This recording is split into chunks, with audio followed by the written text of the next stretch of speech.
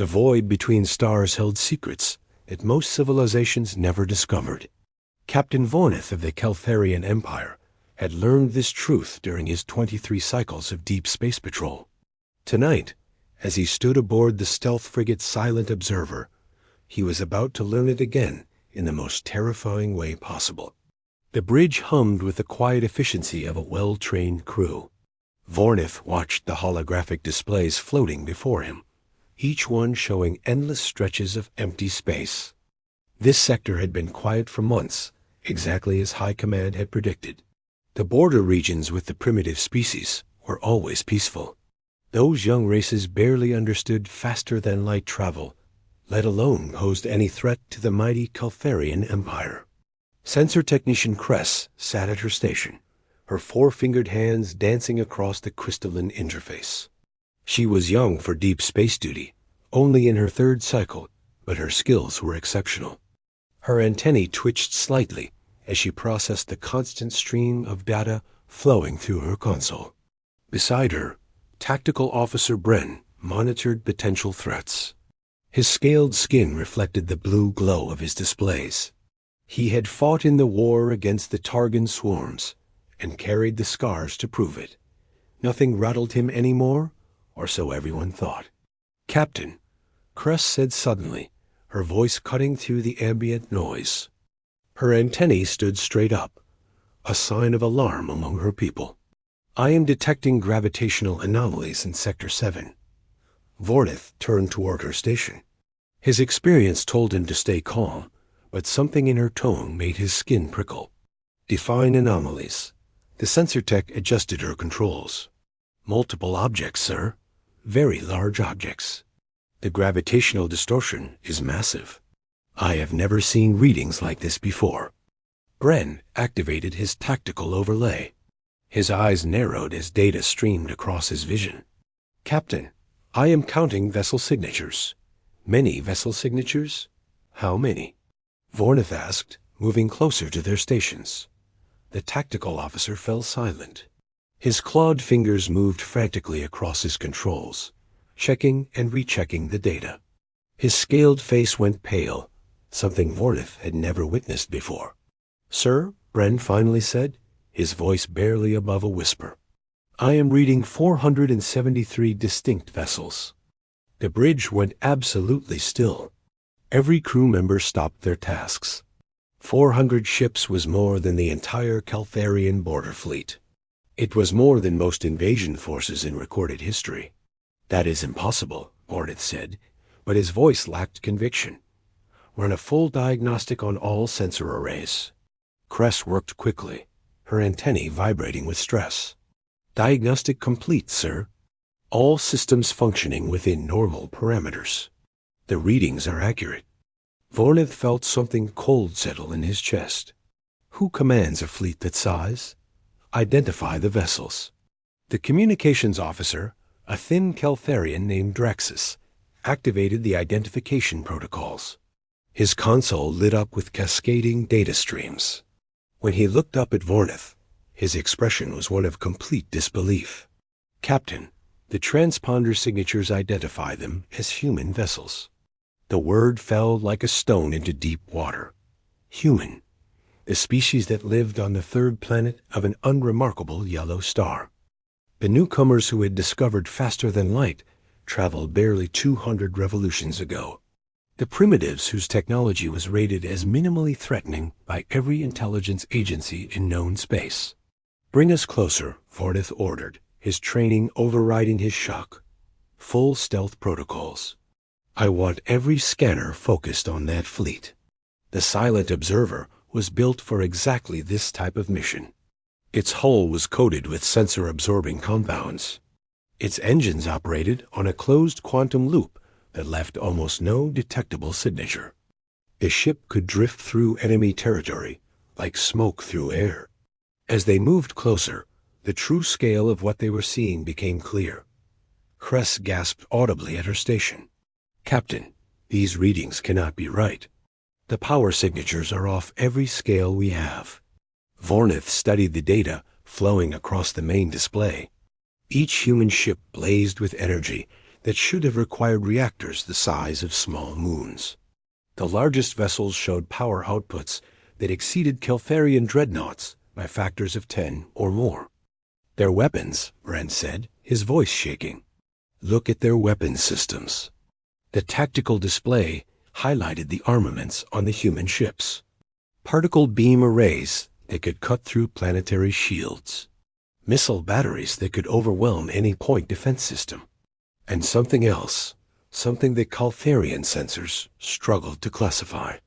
Energy weapons that seemed to fold space itself. This is not possible, Draxus whispered. Our intelligence reports stated the humans were using chemical propulsion just decades ago. They should still be testing basic fusion drives. How did they advance so far so fast? Vornith had no answer. He watched the human fleet move through space with practiced precision. Their formation was textbook perfect, the kind of arrangement that took centuries of military doctrine to develop. Each ship held its position with exactness that suggested quantum-level coordination. The largest human vessels dominated the center of the formation. They were massive constructs of metal and energy, bristling with weapons and armored with materials that reflected sensor beams like mirrors. Around them, smaller cruisers formed protective shells. Scout ships darted at the edges, their movements quick and purposeful. Support vessels hung back, ready to supply or repair as needed. It was beautiful and absolutely terrifying. Where are they going? Vornith asked. Kress plotted their trajectory. A red line appeared on the navigation display, cutting deep into Keltharian space. They are headed directly for the Meridian Cluster, sir. That region contains 17 colonized systems and over 40 billion Keltharian citizens. The implications hit Vornith like a physical blow. This was not a patrol. This was not an exploration mission. This was an invasion fleet, and it was moving toward the heart of the Empire. Prepare a priority transmission to High Command, he ordered. Include all sensor data, fleet composition, projected course, everything. This information must reach the capital immediately. Draxus compiled the data packet with trembling hands. The message contained every scrap of information they had gathered, every impossible reading, every terrifying detail. When he finished, he looked to Vornith for confirmation. Send it, the captain said. The transmission burst outward through quantum channels, racing toward the Keltharian homeworld at speeds that defied normal space. It would take time to arrive, but when it did, everything would change. The Empire would mobilize. Fleets would be recalled. Defenses would be prepared. But would it be enough? Vornith stared at the Human Armada on his displays. Somewhere in the back of his mind, a small voice whispered a terrifying question. What if the Empire had made a terrible mistake? What if these humans were never primitive at all? What if they had been watching and waiting, building and preparing, until the moment was right to show the galaxy what they truly were? Sir, what are your orders? Bren asked quietly. Vornith took a deep breath. We follow them. Stay at maximum stealth range. Record everything. High Command will need all the intelligence we can provide. The silent observer adjusted course, shadowing the human fleet from a safe distance. The crew worked in tense silence, each of them processing what they had witnessed. The universe had just become a much more dangerous place, and the Keltharian Empire was about to face a threat unlike anything in its long history. What do you think will happen next? Will the Keltharian Empire survive? Or is this the dawn of a new human age in the galaxy? Let me know your theories in the comments below. Thanks for watching, and if you enjoyed this story, don't forget to like and subscribe for more tailies from the final frontier. The human fleet moved like a steel river, a silent, unstoppable force, carving its way through the blackness of space. For 6 long hours, Captain Vornith had shadowed them, and with every passing minute, the knot of dread in his stomach twisted tighter. His ship, a silent observer, kept a careful distance of 3 million kilometers behind the Armada. It was close enough to gather detailed scans, but far enough, he hoped, to remain undetected. Kress, his sensor officer, hadn't looked away from her station since they began the pursuit. Her antennae drooped with exhaustion, but she refused to step away. The data streaming across her displays was an affront to everything she had learned at the Imperial Academy. These human ships, they operated on principles that seemed to mock Keltharian physics itself. "Captain," she said suddenly, her voice tight with confusion, "I'm picking up strange energy fluctuations from the human vessels. They're cycling their power cores in a pattern I've never seen before." Vornith crossed the bridge to her station. "Show me." A holographic display flickered to life, reconstructing the energy signatures of the nearest human warship. Waves of power pulsed through its systems in a rhythmic pattern, almost like a heartbeat. But there was something else, a ghost in the machine, an underlying signature that made no sense at all. "Sir?" Kress continued, her fingers trembling as she fine-tuned the scan resolution. "Their reactor design, it's not fusion-based. I'm detecting matter-antimatter reactions, but the containment method is completely alien. And there's more." She paused, recalibrating her instruments, her breath catching. "They're using zero-point energy extraction.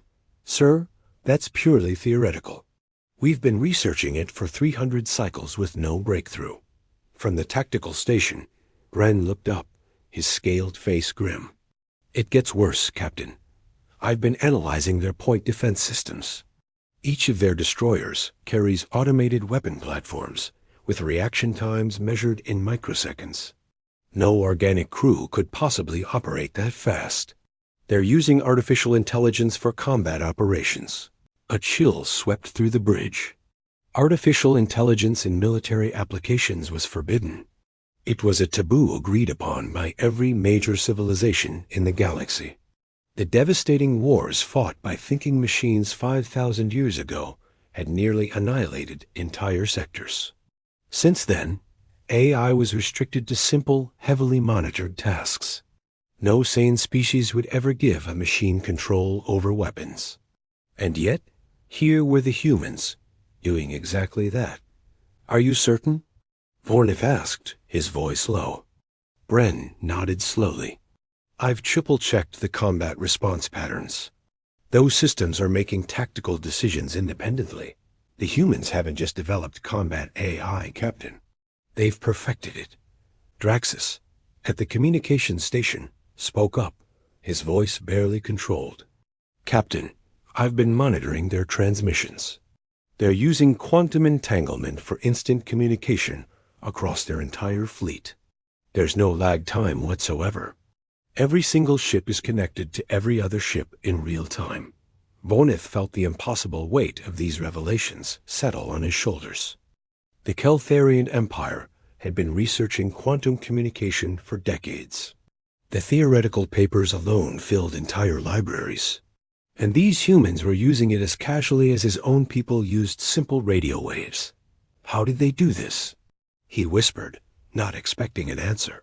How does a species go from primitive rockets to this level of sophistication in just 2 centuries? Perhaps they were never primitive at all.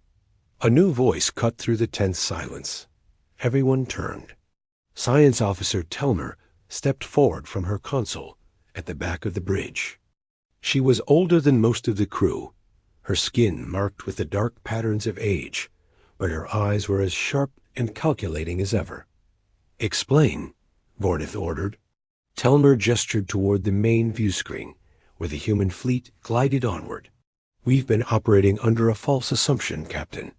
Our intelligence reported that humans achieved faster-than-light travel 200 of our revolutions ago. But what if that wasn't their first achievement? What if that was simply the first time they allowed us to detect them?" The bridge fell silent as her words hung in the air. "You're suggesting they hid their true capabilities?" Bren asked, incredulous. Telmer nodded. "Consider the evidence. A species doesn't just leap from chemical rockets to zero-point energy reactors in 2 centuries. That kind of advancement requires thousands of years of research, countless failures, and slow, incremental progress. Unless they already had that knowledge long before we ever detected them. But why hide? Kress asked. Why pretend to be less advanced? To watch us, Telmer replied simply. To study us. To learn our weaknesses, our strategies, our technologies. Think about it. For 200 revolutions, human ships have been traveling through this region of space. We assumed they were just exploring, learning to navigate the stars like children, taking their first steps. But what if they were actually gathering intelligence? What if every single contact, every trade agreement, every diplomatic exchange was all part of a carefully planned reconnaissance operation? Vornith felt his blood run cold. The implications were staggering. If Telmer was right, the Caltharian Empire had been played for fools. Every interaction with humanity had been a carefully managed illusion. The humans had wanted the galaxy to see them as harmless newcomers, insignificant primitives who posed no threat. And it had worked perfectly. Sir, Draxus interrupted, his voice sharp with urgency. I'm receiving a transmission. It's from High Command. Put it through, Vornith ordered. The stern face of Admiral Corinth appeared on the main screen. Captain Vornith, he began without preamble, your report has been received and analyzed. The Council of Admirals is convening as we speak. However, we have additional intelligence you need to be aware of. The Admiral's image was replaced by a star map. Red markers began to blink into existence across multiple sectors. In the past 3 hours, the Admiral continued, his voice grim, we have detected 17 additional human battle groups. They have emerged from slipspace at strategic points all along our border. Captain, the fleet you are tracking is not alone. This is a coordinated operation involving thousands of vessels. Vornith gripped the edge of Kress's console for support, his knuckles white. Thousands of ships.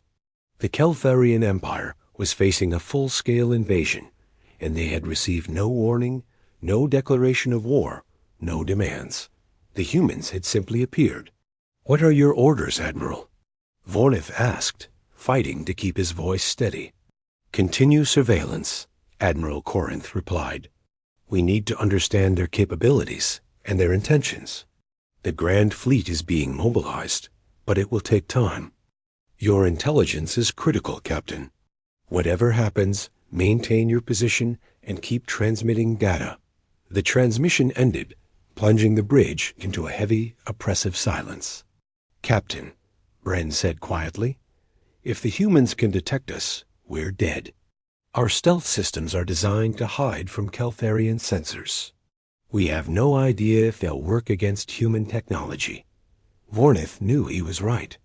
They were a single scout ship, following an armada that could vaporize them without even slowing down. But they had their orders. The Empire needed them. We continue, he said firmly. Maintain all stealth protocols. Kress, I want continuous deep scans of their fleet composition. Bren, analyze their weapon systems and tactical formations. Telmer, keep working on the technology assessment.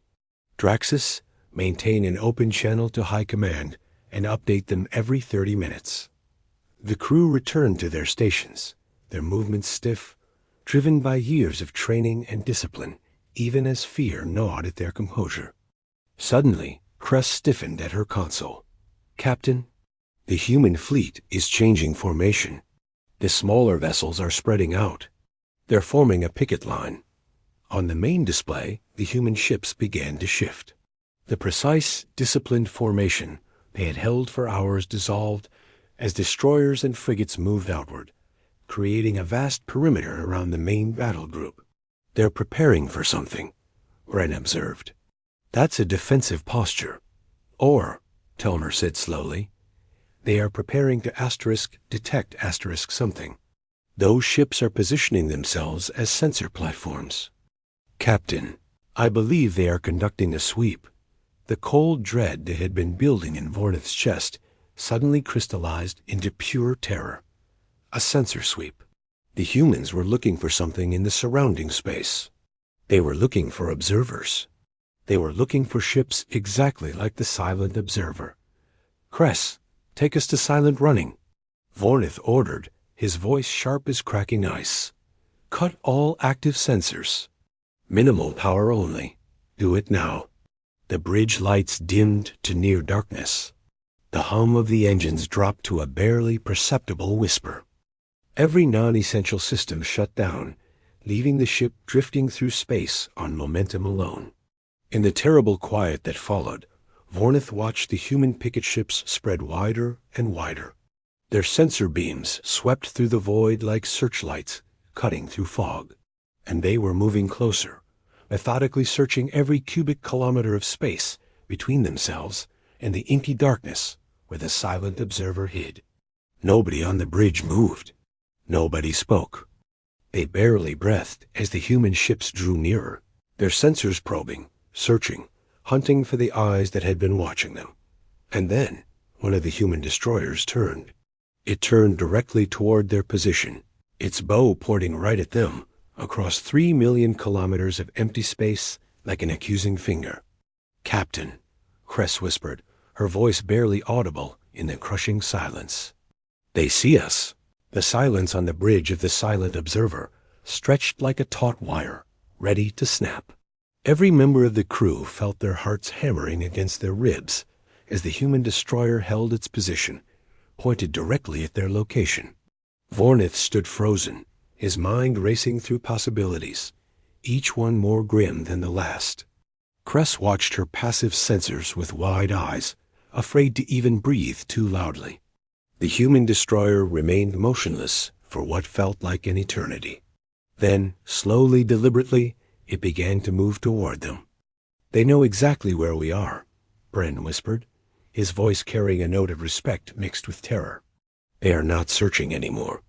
They are approaching." Vornith made a decision that went against every instinct screaming inside him. "Hold position. Do not run. If we activate our engines now, we confirm what they already suspect." "But Captain," Draxus began. "Hold," Vornith repeated firmly. "If they wanted us destroyed, we would already be debris. They are doing something else." The human destroyer closed the distance with measured precision. 2 million kilometers. 1 million. 500,000. It moved with the confidence of a predator that had already caught its prey and was simply deciding what to do with it. Then, at exactly 200,000 kilometers, it stopped. "Captain," Draxus said urgently, "I am receiving a transmission. It is directed specifically at us. They are using our own military encryption protocols." The shock of that statement rippled through the bridge. The Keltharian military encryption was supposed to be unbreakable, changed daily using quantum randomization. Yet somehow, the humans had not only intercepted it, but cracked it. "Play it," Vornith ordered.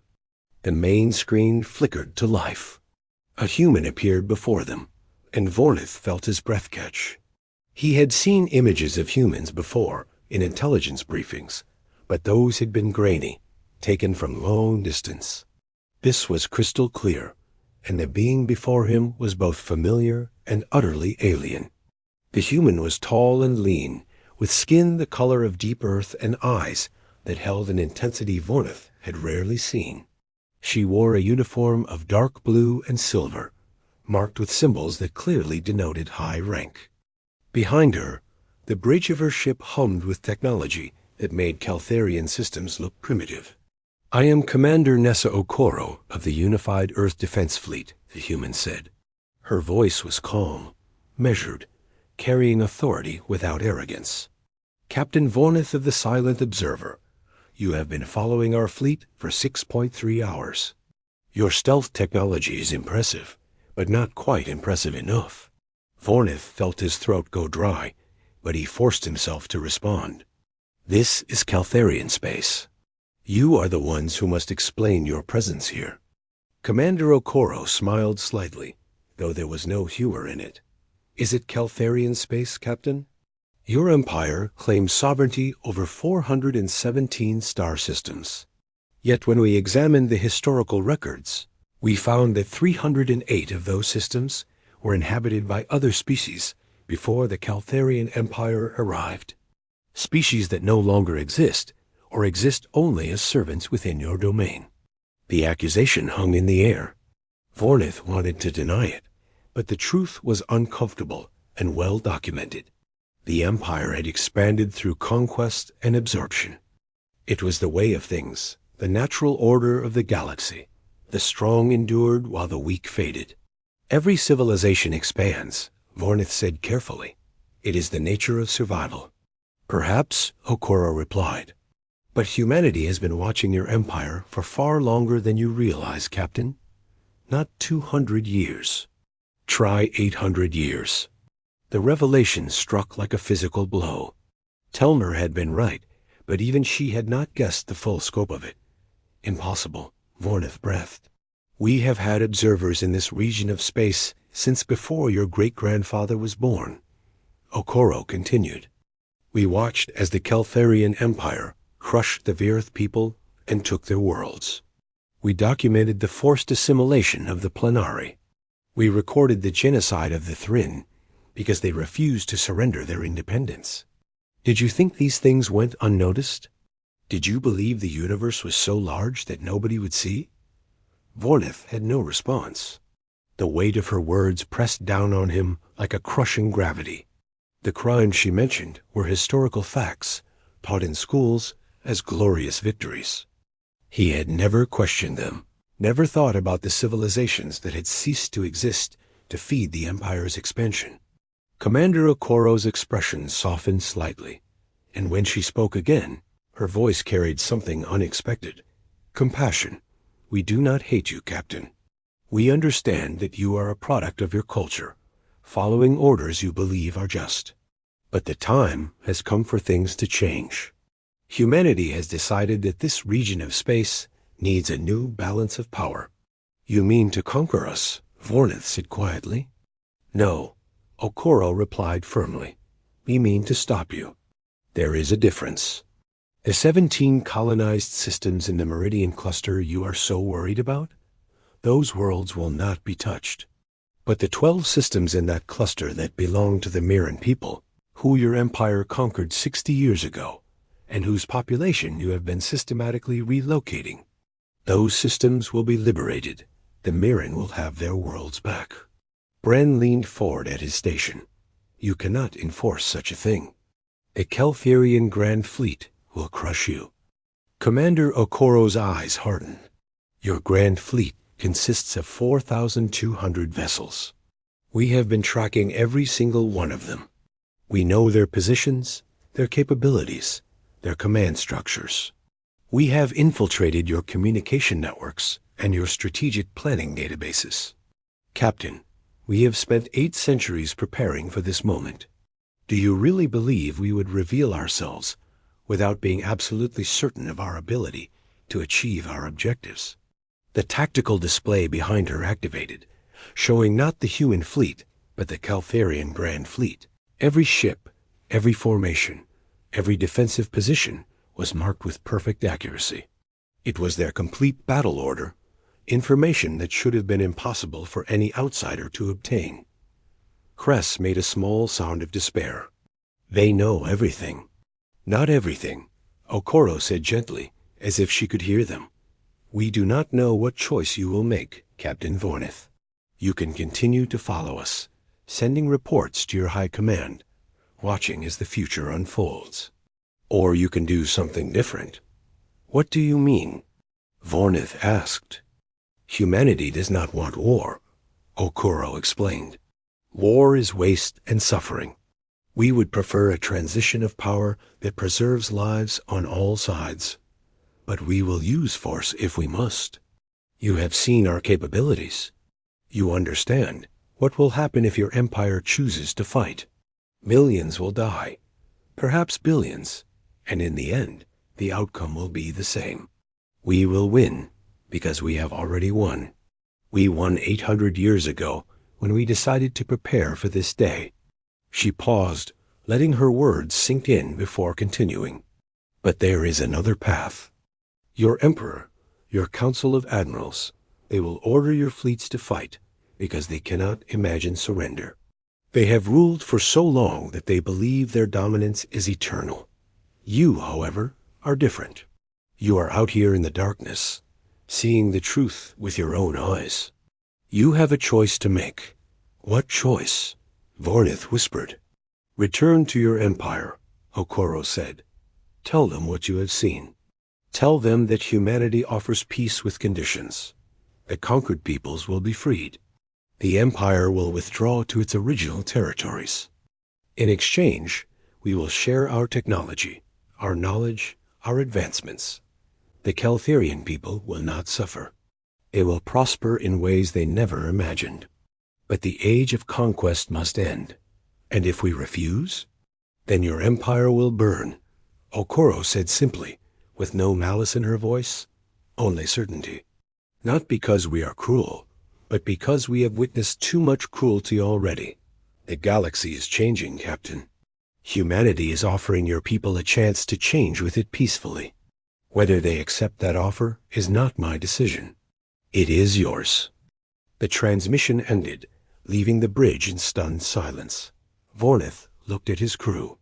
He saw Cress with her antennae drooping in defeat. He saw Bren gripping his console with claws that trembled.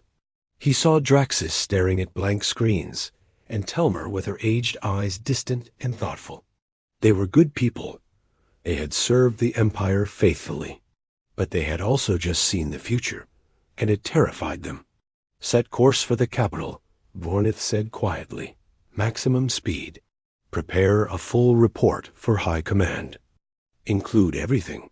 The technology assessments, the fleet compositions, and Commander Okoro's message. Sir, Bren asked carefully, what will you recommend? Vornith was silent for a long moment, staring at the space where the human destroyer had been. Finally, he spoke, his voice carrying the weight of a decision that would define his legacy. I will recommend that we listen.